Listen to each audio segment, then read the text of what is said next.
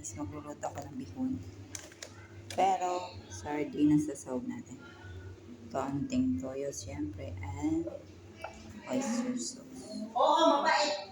Kahit pa na yung bawang at sibuyas, nalagay natin guys yung sardinas. So, yan guys, nilagay ko na yung bagyo beans tsaka yung repolyo. Ay, I mean, carrots. Wala tayong bagyo beans. Ay, walang repolyo.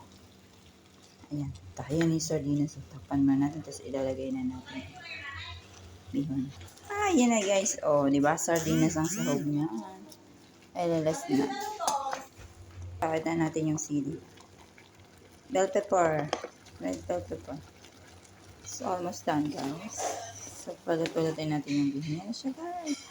Konting tuyo lang tsaka oyster sauce. No salt po tayo. So, done guys. Okay. And a bit kakain na tayo. Thanks for watching.